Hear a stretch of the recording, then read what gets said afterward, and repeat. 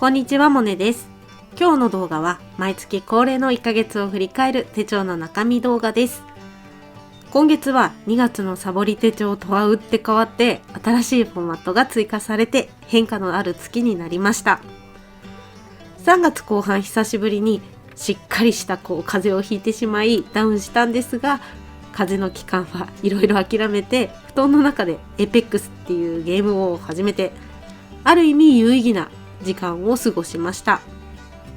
手帳の中身の振り返り動画では皆さんから質問箱でいただいている質問にも途中で答えているので、よかったら最後まで見ていってください。ちなみに質問箱は分かりづらいんですが、概要欄下の方 SNS 一覧にあります。基本的に質問には質問箱の中から答えていくので、よかったら投稿してみてください。動画の感想や皆さんの1ヶ月の振り返りもよかったらコメントしてみてください。それでは今日も楽しい手帳時間いってみましょう。毎度おなじみですが、まずはさらっと私のバレットジャーナルの作りから紹介します。私のバレットジャーナルは見返しやすいように3つのセクションに分けてます。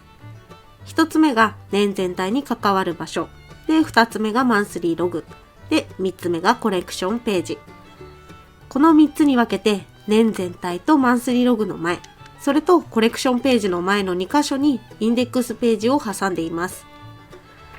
そして私はマンスリーログをテンプレート化しています。自作リフィルのテンプレートに関してかねてより作り方が見たいっていうリクエストが多かったので、3月から自作リフィルについての動画もアップし始めました。第1弾の自作リフィルのいいところと使っている動画はもう公開しています。気になる人はよかったら見てみてください。そして4月は第2弾の作業画面を見ながらリフィルを作る時のポイントを紹介予定です。私の場合バレットジャーナルはあくまでも自分の使う時間を整えるためだったり、自分の記録のために作ろうって決めてたので、そっちに時間をかけるためにテンプレート化してます。自分でテンプレートを作るのは面倒だなっていう人には、一応ネットショップに私が実際に使っているものを販売しています。無料のものもあるので、よかったら覗いてみてください。ここからは今月の手帳の中身です。マンスリーカレンダーからいってみましょう。3月の表紙は三角定規と分度器。今月のデコアイテムはアリエクスプレスさんで買った剥離紙付きのマステとラウンドトップさんのこの顔のマステをメインに使いました。ここで一つ質問をいただいているので紹介させてください。いつも楽しく動画見させていただいてます。3ヶ月ほど前に海外文具の動画を出されていたと思うのですが、その文具たちの現在が気になります。日本にはない雰囲気の文房具ばかりで、私も欲しいと思ったのですが、ちゃんと使えるかが心配です。ぜひモネさんの使い方を参考にしたいです。質問ありがとうございました。ちょっといただいた質問がかなり昔のものとなってしまって、お答えするのに時間がかかってしまいごめんなさい。今回使っている剥離紙付きマステは海外文房具の動画で紹介したものの一つです。剥離紙マステやマステ、あとフレークシールは日本製のものと変わらず使い勝手がよく頻繁に使っています。ですが他の透明メモパッドやハンコは使いどころがまだ見出せていません。日記ページなんかでデコを楽しんでいる人にはデコ力が高いので上手に使えると思うのですが、なかなかデコ力の低い私は手持ち無沙汰になっています。このハンコに関しては今年コロナの影響で外出していないからこそ出番が全然なくて、ちゃんと使ってあげられるタイミングを見つけたいななんて思ってます。ということで今月のデコはレパートリーが全然なくて、白い場所に散りばめている感じで使っています。お次のページはログページなんですが、2月がめっちゃ怠けていて全然トゥードゥがチェックできなかったんですよね。なので3月のスタートした時点ではまず1つのゴールと2つのトゥードゥでスタートしました。私はゴールが1ヶ月かけて達成したいことで、トゥードゥはゴールを達成するために細分化したやらなきゃいけないことを書いてます。そしてこれ以外の日々のタスクは無印良品のヘビロテアイテム紹介動画をこの間出したんですけど、その中に出てくるこの単行本ノートに書いてます。3月は滑り出し好調で、用意していたトゥードゥがクリアできたので、途中で新しいゴールやトゥードゥを追加しました。こんな感じに私は怠けた月の翌月はタスクの量を減らしています。いつもと変わらない量でスタートしちゃうと、トゥードゥがクリアできないかった場合ね、さらに自分ダメダメじゃんってなっちゃうので、こういうところで自分をコントロールしています。ここからはダイアリーページです。2月の反動なのか、3月は結構動いた気がします。2月がね、1ページもダイアリーページ書けなかったんですけど、それに対して今月は思いのほか書いてました。髪を切ったり、前髪を切ったんですが、結構ね、やっぱり幼くなりすぎたので、また前髪は伸ばそうと思います。あとはリングフィットを始めたり、で、デザイナーの友達の坂口さんという方が個展をされたので、それに友達と行ったり、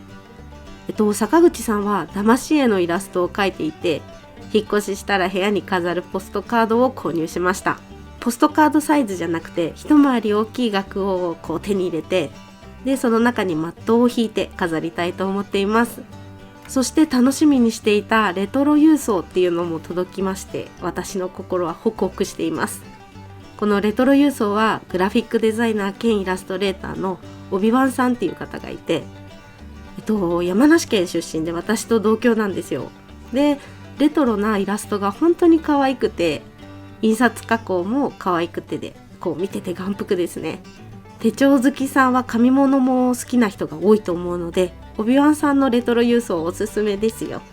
次回のレトロ郵送も私楽しみなんですよね。オビワンさんと坂口さんのツイッターは概要欄に貼っておくので、よかったらチェックしてみてください。そして月の後半は本格的な風邪を久しぶりにひいたので、ベッドの中で寝込みながらエイペックスを始めました。私ゲームの配信者のもこう先生っていう方の動画をよく見てるんですけど、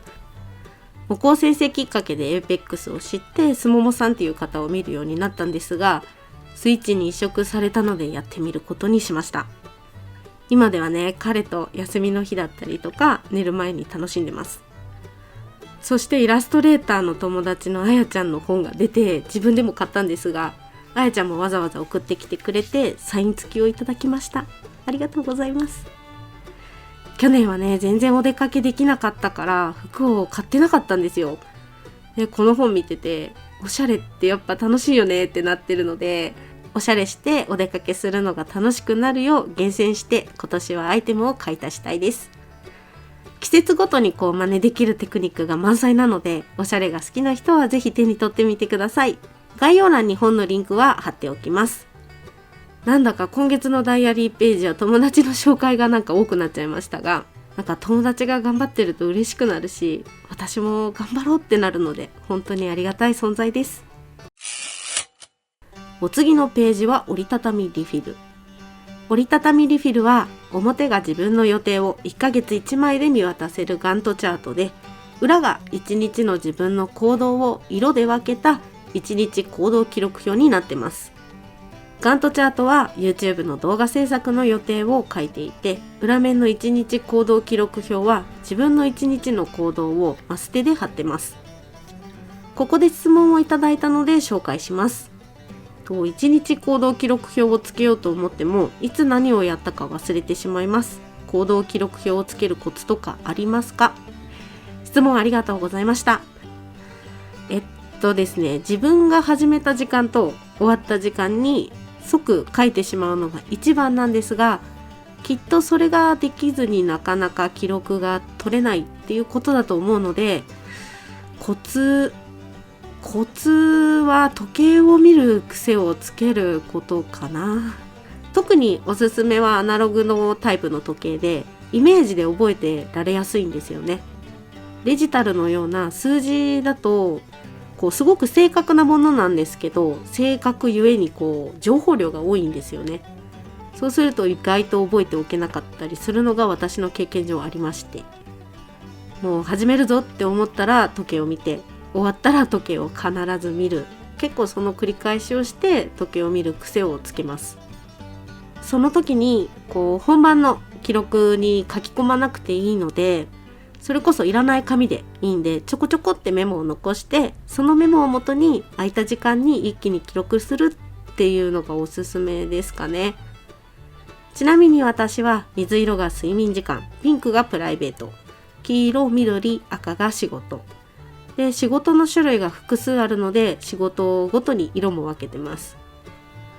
そして時間軸の横には1日がどうだったかをいい、普通、悪いの3段階で見えるようにしてます。今月は後半体調を崩してしまったので、珍しく悪い日のチェックがたくさんあります。きっとこれを何年もしてると自分が体調を崩しやすい時期とか見えてくるかもしれないななんて思ってます。ここからはコレクションページ。今月は新しいフォーマットを作りました。作ったフォーマットはレストラン記録です。今はコロナっていうこともあって、なかなかお話を楽しみながらの外食ができないので、週1で彼とラーメン屋巡りをしてます。ラーメン屋巡りは彼からの提案だったんですが、ラーメン屋巡り思った以上に良くて、お店ではみんな結構黙々とラーメンすすってるし、食べたらすぐにお店を出るし、コロナ前だったら行列で食べるのにすごく時間がかかってたお店が、平日のちょっと遅いお昼だと今はすっと入れたりで、最初ラーメン屋巡りを提案された時、ラーメン屋って結構不満だったんですよ。なんですけど、店ごとに本当に味も見た目も全然違って、いや、丼一杯本当に奥深いなって思いました。もうね、どれも私の知ってるラーメンじゃなくて楽しいです。彼がラーメン屋を決めるときは、毎日ラーメン健康生活のすするさんっていうYouTuber さんの方を見て行きたいお店を選んでます。年明けからラーメン屋巡りをしてたので、行ったお店が本当に増えて、でこのタイミングでレストラン記録リフィルを作ってみました。美味しかったお店をメモしておけるように。で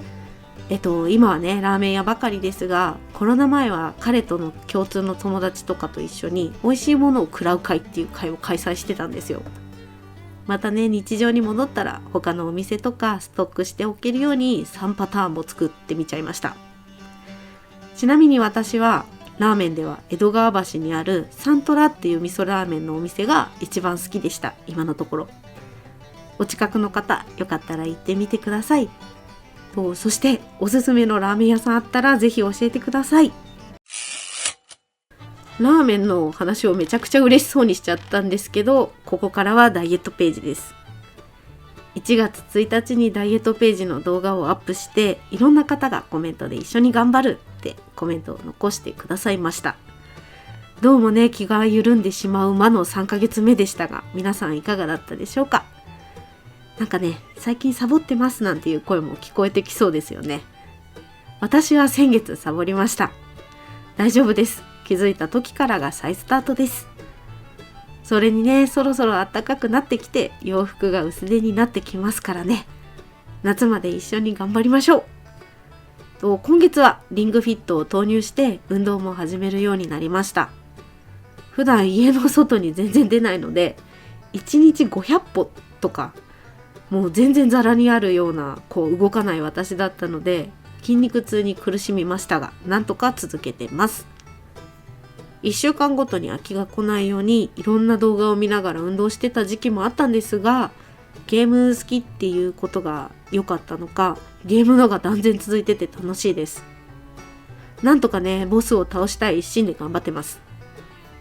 今月から体重の変化があった時にグラフにコメントを書くようにしました。これで何が原因だったか一目瞭然にしていこうと思います。今日の動画は1ヶ月を振り返る手帳の中身動画でした。今月はいろいろと動いたから、いつもより手帳の中身がすくすくと育ってる感じがしました。そろそろ春服や夏服を少し買い足したいので、私の持ってる洋服のワードローブのページとか作りたいなーなんて思ってます。暖かくなると明るい洋服の人が増えて、勝手に気持ちが華やかになるんですよね。なんかもう4月が楽しみです。ということで、今日も最後までお付き合いありがとうございました。今日の動画が参考になったよっていう方や、楽しかったよ、応援してるよなんていう方は、ぜひグッドボタン、チャンネル登録をお願いします。いまいちだった場合も正直にバッドボタンを押しちゃってください。もっと楽しんでもらえる動画を作ろうって思わせてくれる私にとって大切なボタンです。それではまた金曜日にお会いしましょう。モネでした。